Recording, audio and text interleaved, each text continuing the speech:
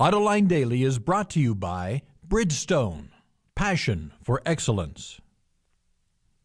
Here are today's top headlines. GM still wants to do product development with Opel. Fiat will not attend today's meeting on Opel, and Iacocca loses his company car. Up next, we'll be back with the news behind the headlines.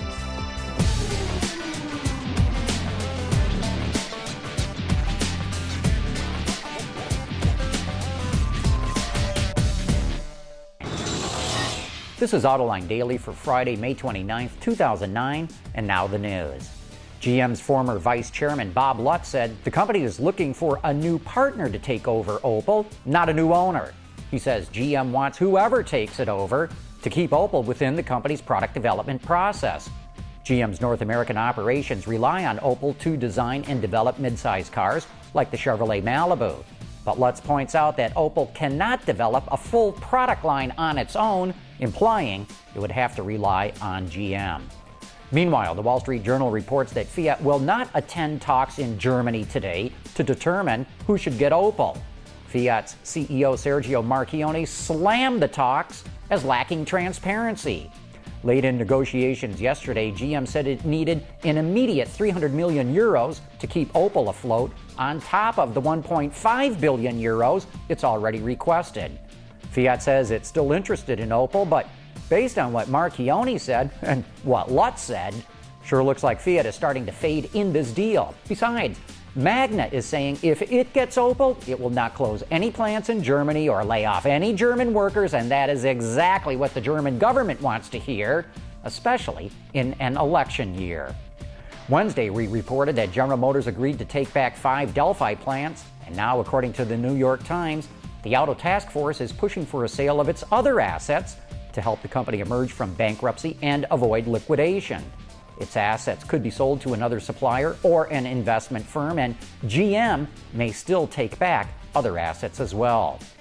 A Swedish court granted SAAB an extension to give it more time to restructure. According to Reuters, SAAB now has until August 20th to find a new owner and restructure its business. SAAB said yesterday that it would announce a partner in the next few weeks, and according to a Swedish newspaper report, the frontrunners are Swedish luxury car maker Koenigsegg, investment firm Renko Group, and Fiat. Together, Ford and a company called Flame Spray Industries won an Inventor of the Year award for their new plasma transferred wire arc system. The technology saves weight by helping make engines lighter. Instead of using heavy cast iron cylinder sleeves, this system sprays engine boards with a lightweight, low-friction coating. This technology can cut up to 6 pounds from a V6 engine and improve its efficiency and performance. Ford has 95 issued and pending patents related to this technology. It should introduce it in North American powertrains within a year. Another casualty of the Chrysler bankruptcy, Reuters reports that Lee Iacocca is going to lose a big part of his pension and his lifelong supply of company cars. Yesterday, Bob Nardelli said in bankruptcy court that the former CEO's pension and other benefits were among obligations that a new Chrysler would not have to pay. Coming up next, a taste of what you might have missed on last night's Autoline After Hours.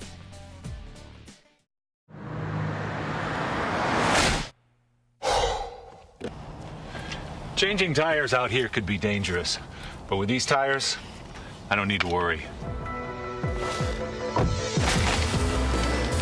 Bridgestone. In case you missed Autoline After Hours last night, we had Chubba Chetta, the former editor-in-chief of Car and Driver magazine, in the studio. The theme was all about the mistakes the Detroit Three made that got them into the trouble they're in today, especially in cost-cutting. In the following soundbite, Chubba talks about a specific example of how GM accountants made cost-cutting decisions on the Oldsmobile Quad 4 engine. Back then, as today, the rule of thumb is when a 4-cylinder engine gets bigger than 2 liters, you need balance shafts. Because basically the secondary shaking forces, no matter how you slice it, no matter what you do with the bore and stroke, above 2 liters, it's going to shake. And sure enough, you look at all modern engines and everything, once it goes above 2 liters, it gets them. Well, I think the Oldsmobile engineers who designed that engine knew that in 1988. And one of them told me a story and said, we tried to sell the balance shafts, but the balance shafts were going to have a variable cost of like $28 an engine and an investment of, whatever it was, a couple $1 million. And we go into the meeting and the bean counters ask us what kind of incremental profit are we going to get by putting balance shafts in here.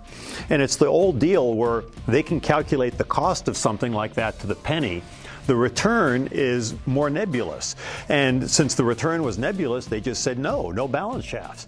Well, the car comes out, it shakes like crazy, and what happens? At the end of the day, you got to slap $500 on the hood to move them, which is way more than the $28 balance shafts. And 3-4 years down the road, the engine did get the balance shafts, which it needed. But by then, the reputation of the engine is ruined. I mean, that's one example, but again, you multiply that by hundreds of thousands. Yeah, and that's how you run down a brand. If you want to check out the rest of the broadcast, you can watch the entire episode of Autoline After Hours on our website right now. It's also available as a free podcast. Just search for it in the iTunes Music Store. Well, the last thing on today's agenda is to announce the winner of this week's trivia contest. To celebrate the Indianapolis 500, we challenged you to tell us what year the race was first run. And the correct answer is 1911. And this week's winner is David Imes of Ashland, Kentucky. Congratulations, Dave. You just won a Ford Escape tote bag that's actually made out of the car's seat fabric. Anyway, that's it for today's top news in the global automotive industry. Have a great weekend. We'll see you Monday.